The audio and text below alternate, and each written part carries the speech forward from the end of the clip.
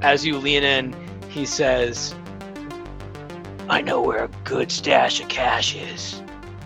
It's outside here, but you gotta get me out. He immediately blows his whistle, and Dude, chill. one of the guards yells out, "Escapee! Escapee!"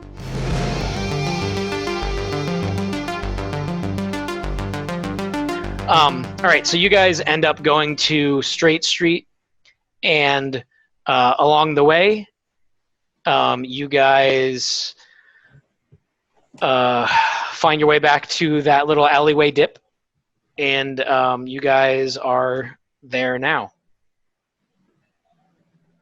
It's daytime, right? It is daytime. Okay, I'm saying it now, JD, although I don't know if I have any money right now anyway. I don't honestly think I do. Currency. Nope, I am completely broke for currency.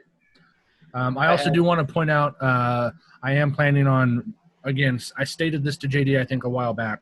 I'm planning on casting mage armor at the beginning of every day and just having it on perpetually throughout the day. So it's a spell slot that I'm just automatically using every day. Yeah, and I remember speaking to you about that, so that's fine.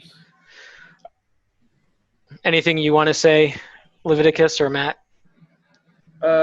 So there's this issue now that Gonad Blighter and I know something that Bowman doesn't. That Neural told us something that I told Full On also. Yeah, so, I know about it. I'm just saying I don't want to be involved with anything illegal down that train of thought to free him. But we have established in the conversation that we might consider buying him. Right. There are other ways to get him freedom rather than breaking the law, trying to smuggle him out. Yeah. No. Yeah. I mean, you could do that as well, and just not do it with Folan. Yeah. But you could do a 2-man mission. Or I could whoever. I could make some money in fighting in the ring, maybe. Mm-hmm. Yeah, exactly. I mean, it's really up to what you guys want to do. Yep. Well, so Neural is way back at the. Neural is back at the fighting pit. Yep, and you guys have made it to Straight Street and then made it down that little alleyway. And so you guys are down here now, and you guys are trying to speak to Zoe, if I'm correct, if I remember correctly. Yep, let's do it. All right, let's go for it. Okay. So as you guys make it down the street, it's completely empty. There's no beggar. You don't see or hear really any noise. When you come around that corner where Folan is right now, you notice that there are a couple of guys who they're slumped over. The tables, looks like they probably drank themselves to sleep. I look around and I go, wah. And as you guys enter into the inn, you see the bar.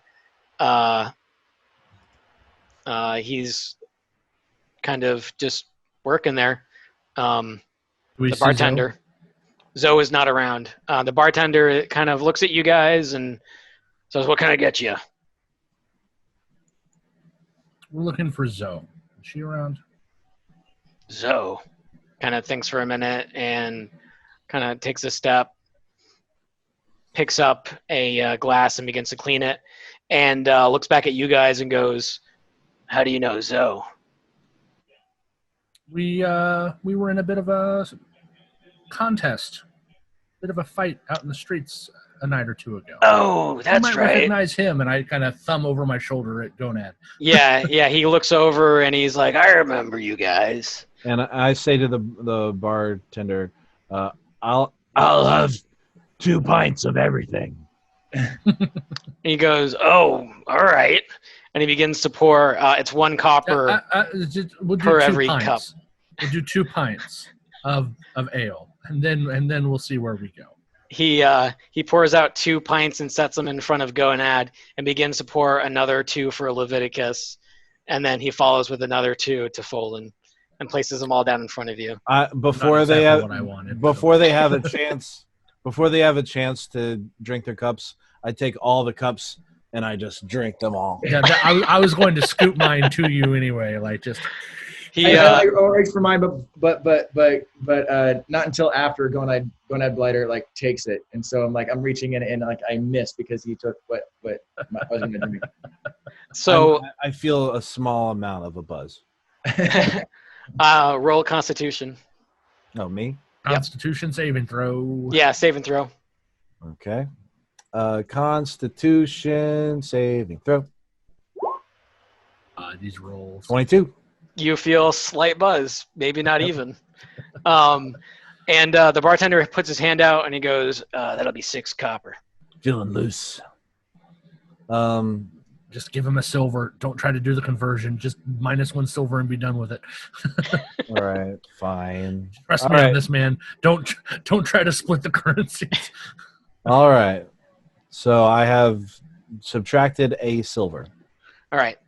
You drop a silver into his hand and he looks at it and he bites into it and he puts it away and he's like, you can drink here anytime you want. Good. Give me another round. No, Mr. Blighter. No, we're here to see Zoe. Remember? And if we're going to be interacting with Zoe, we need to be on our toes and ready for anything that might happen. You're harsh in my what's the term? Groove. Harshing my what is it? Buzz. Oh, you're harshing my buzz. It's not it at all. That's all right. Leviticus, is there something you wanted to say? I was just gonna say we need to stay on our toes while we look for Zoe, and or else we may come to blows. You never know.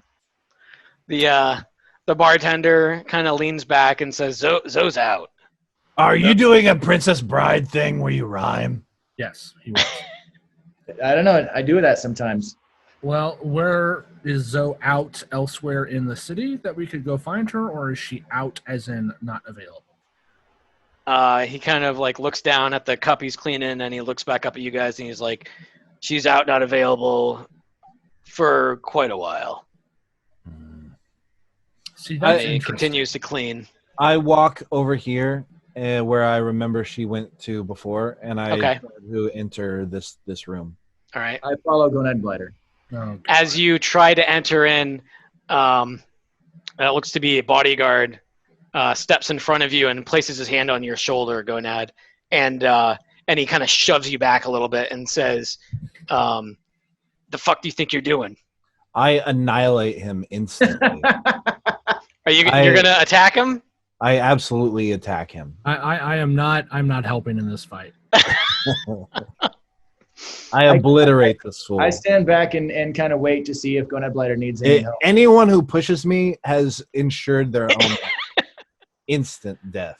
All right, go ahead and roll attack to see if you hit. I hit. What is it? Strength or great sword or? It's my great sword. Great sword. Your great sword, yeah. And then God. Destroyed him. You crit? Oh God. Okay. All right, hang on. Push me. You push me. So I didn't think so. John, just so you remember, normally we roll double damage for crits, but as a half orc you roll triple damage for crits. All right. So go ahead and roll damage. So if you click the word greatsword, where the number just popped up, it should do the damage for you. So is that it do triple? That did not do. No, you must not have the crit set up. So roll 4 more. Wait. Oh yeah. He's roll 4d6. It's fine. He's dead. That one kills him right off. Yeah. That one that he just rolled kills him right off. I want to know how much overkill I applied. Okay. So no, it's fine. So you applied like probably 20 points of overkill. Yeah. Looking at that one as like the standard. So there's barely I hit him so hard that there's barely anything left. As you bring your sword out, he shoves you, and in one motion you bring your sword out and just down the center of his body. Yeah. You get stuck. Yeah, you get stuck right on his right in his waist, and you pull out your sword, and the guy falls down in front of you, cleaved in half. So, John, do you have a backup character for when this character goes to jail for the rest of his life? No, I'm being serious. Like, that's what's going to happen here. Oh, darn. No, you just murdered a man in broad daylight with no provocation. He pushed me. That's not a half orc. That is not anywhere near justification for murdering a man in broad daylight. Did anybody witness it? Were there any witnesses? There's a bar full of people. But it was in the woman turns her hallway. What's done is done. What's done is done. The woman turns around and drops her she was holding a tray with glasses on it, and there are no guards around either. This guy jumps up, and this guy jumps up, and this guy comes out of nowhere and jumps up. You've got another guy who kind of walks up. Fallen leaves. Fallen just straight up leaves. They're all holding swords out, and a man in the back. I'm walking. Just hang on, Lucas. Just stay right there. I'm walking stay right where you are. Just stay right where you are. You're on your way out. A man who looks like this jumps up and looks over to you, Gonad Blighter, and says, "What? WTF?" Essentially, what the fuck? What the hell is going on here? And what do you say to that, Gonad Blighter? I say, everyone's got swords out. He's got his sword drawn.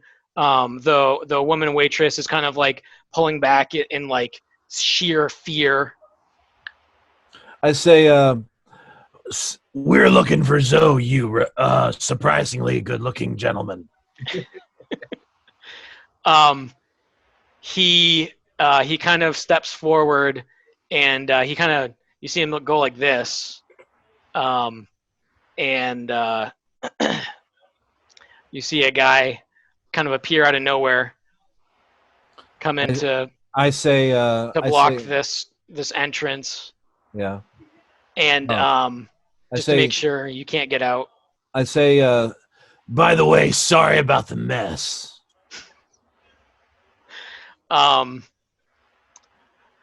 Gerard, which is his name, says, "I'm Zoe's boss. Why did you just kill one of my men?" I say, I was just doing you a favor. I was getting rid of the weak links. He kind of steps forward and then steps to the side to look around you, and he eyes Leviticus, and he goes, "What the fuck is going on?" Sir, please, what's his name? We don't really know, but he hasn't stated who he is. Please, boss. Forgive him, sir. There was a misunderstanding. He reacted. He thought he was defending himself from the guard who was guarding the room.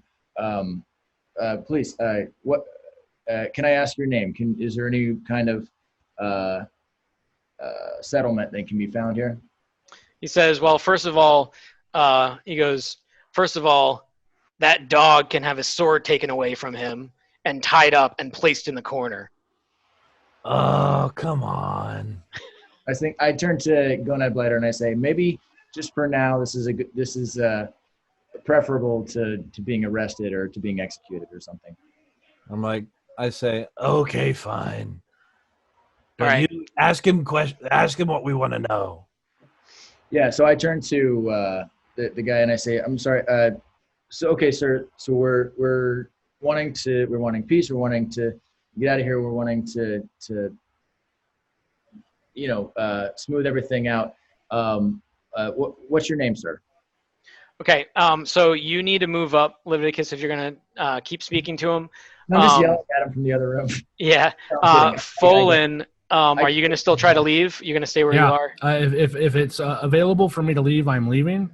If they don't want to let me leave, I will simply sit down and be a fly on the wall and not interfere or participate in Okay. any way. All right. So I'm gonna say that you just kind of take a seat over here because Yep. these guards are eyeing you and they're I like, will actually take a drink. Like I'll say it's on his tab, and I thumb the go ahead.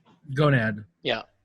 And I'll take like the best whatever the best wine or whatever they have. Which Okay. is They have ale, and that's still, it. Oh god. Wine flavored ale. Okay, I'll take one, take a sip, immediately regret it, and then just sit there staring at it for the duration of the interaction. Extremely pissed. All right. So as Folan sits down, begrudgingly angry, taking a sip and then not taking a sip ever again. Nope. Gerard, It just makes me angrier. Gerard walks up to Leviticus and says, "Well, that was a good body, and now it's gone. What am I supposed to tell his family? He's got 3 kids and a wife." Is there anything we can do to? Is there anything my companion here can offer to make things right to the family and to you, his employer? I'm taking it. He kind of shakes his head and he says, "Well, I mean, for starters, paying the widow and the kids would be the first thing." If he had a family, he should have thought twice before pushing a freaking half. I turn to Gonad Blighter and I say, "I think, buddy, that it's better you let me do the talking for the rest of the evening. Yeah. At least until we get out of here. Yeah. Is that all right with you, Gonad Blighter?" All right, so Gonad Blighter, his sword has been taken away from him. It's sitting in this corner, just so everyone knows. And his arms are tied behind his back, and he's sitting on the ground with 3 men, swords drawn on him, waiting for their boss to tell him what to do. All right.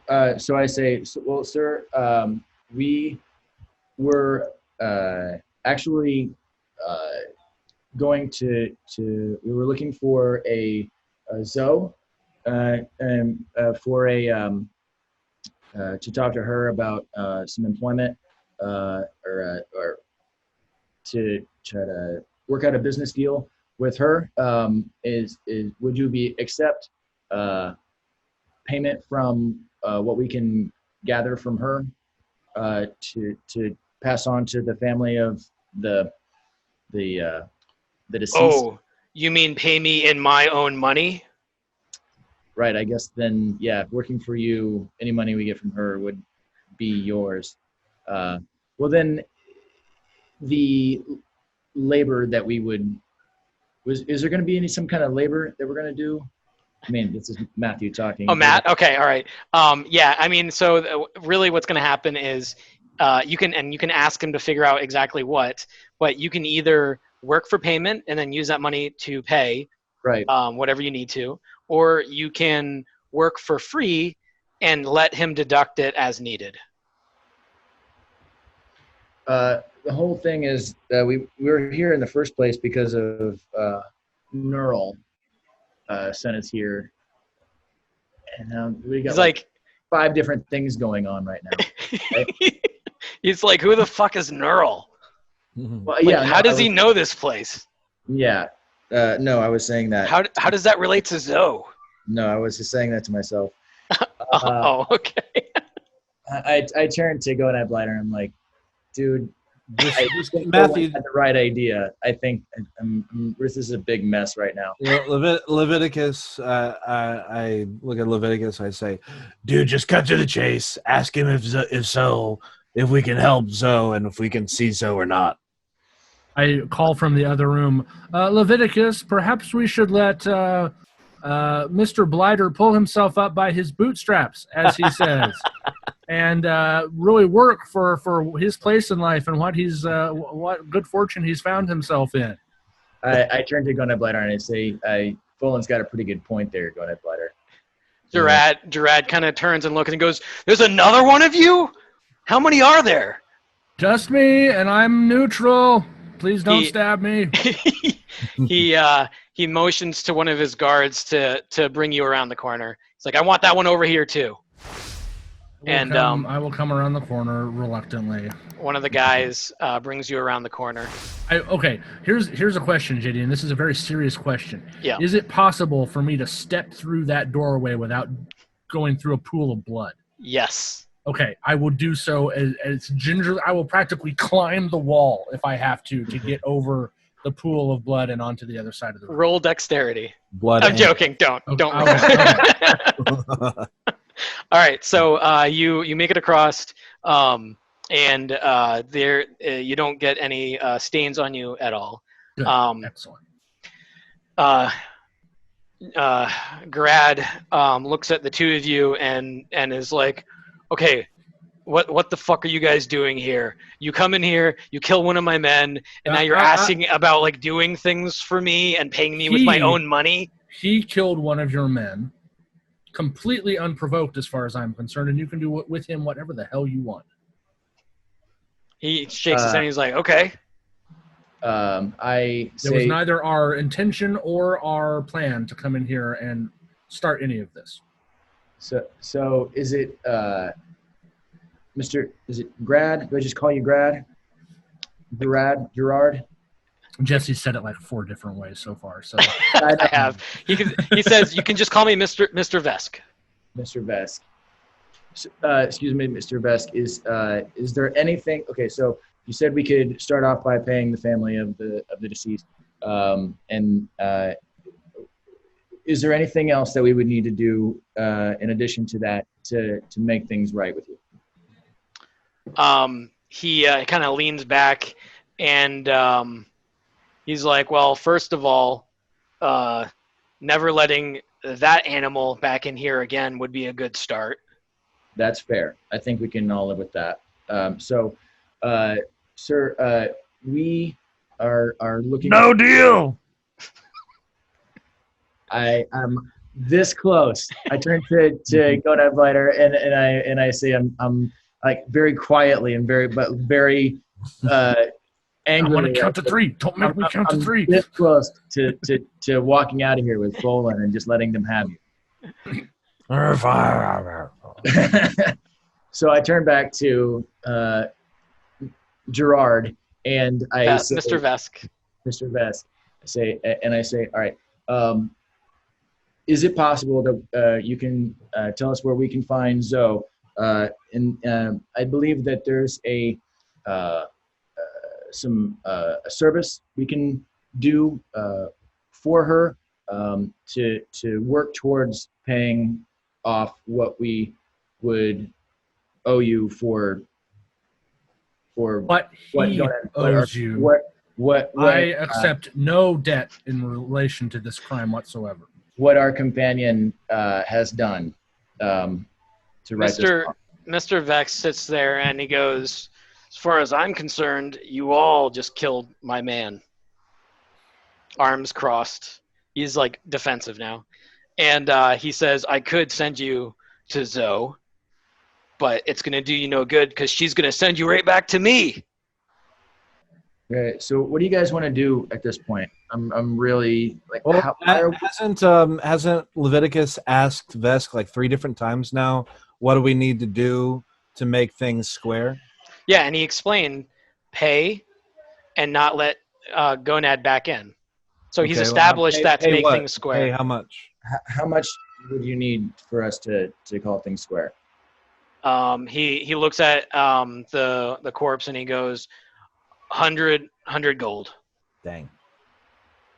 Okay, so that puts us a bit farther in the hole. If our goal is to get Neural out, is Neural like like a top priority I objective? mean, for us? the only thing that I know of that we need him for is if we want to make some cash, because he has info on the cash drop. We don't have any information about how much that is, or how much, because he just called it a large cash drop or something. Yeah, a bunch of coins. A bunch of coins. So it could be anywhere from 100 gold to 10,000 gold. We don't know, because how much is a lot to a pit fighter, right? All right. So I turn to Folan and Gonad Blighter. I say to Vesk, can you excuse us just 1 minute while we confer on what exactly we want to do next? Mr. Vest leans back and goes, "Sure." While they're conferring, I look over to Vesk. I say, Hey, Vesk. So I kind of messed up a little bit. Went a little too hard, a little overboard. I like your 100 gold deal. I was wondering if I could, maybe sweeten the deal a little bit and maybe give you a little bit extra. Yeah, I'll give you a down payment now. You let me go, and then I'll come back with the rest. He says, "Okay. How much are you looking for down payment?" Well, I've got 27 silver, and it looks I've got 38 gold, and I've got this nice harmonica. Bone harmonica? You're gonna sell off your bone harmonica? Yeah, I mean, I could put it down. Oh God, please. I could put it down for like a, Collateral. Collateral. He kind of walks over.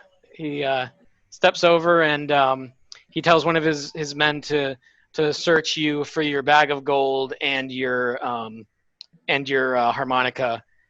They pull all the bags off of you, and he's holding the harmonica, looking at it, and he throws it on the table, and then he takes all the bag of coin, every coin that you have in all your bags, throws them on the table, says, "Deal." okay, nice. So delete all of your coinage. Jeez. Consequences. And my harmonica? And your harmonica. He's got it now. Oh. And he moves back. Man. And Any goodwill you had built up with Folan, period. Just delete that. Completely erase that. It's gone. Okay, erase. You're back to zero. Your reputation zero. Right. So now you got to work on your relationship again, right? Rebuilding that with Folan. Negative affinity towards Fulham. Okay. So, Mr. Vesk tells his guys who are guarding you, he stays where he is, tied up, until this conversation is over. And then he looks over to you two, Leviticus and Folan, and says, "All right, what's the verdict?" What did you want to talk about, Leviticus? I was just going to say, so I before Gonad Blighter decided just to work out this deal with Vesk, I was just going to ask you what you thought would be the best way to get out of this mess and get on with our main objectives. I mean, honestly, my suggestion would be for him to basically be indentured servitude to this place. He needs a place to stay. He'd have a place to stay. And he could do whatever shit jobs, Gerard wanted him to do at whatever shit pay Gerard wanted him to do for as long as it took to work off his debt. Gonad Blighter, you mean? Yeah. That cuts deep, Folan. That cuts real deep. Well, Gonad Blighter, you murdered a man for touching you. Hey, he had it coming. Lately I've been thinking we're kind of like a team.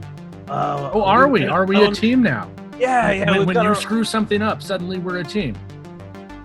I look at my comrades. I say, So I feel like that was kind of like a strike one situation for me. Well, I wouldn't say necessarily one, but it's definitely a strike. Yeah, same. Yeah, I know, but then I slide behind him, so now I'm behind him, and then I get out my short sword and I do my flurry of blows, and I try to He probably has enough movement. Well, that was interesting. If you enjoyed the show, please like and subscribe. If you would like to find out what happened last time, check there. If you would like to find out what happens next time, check there.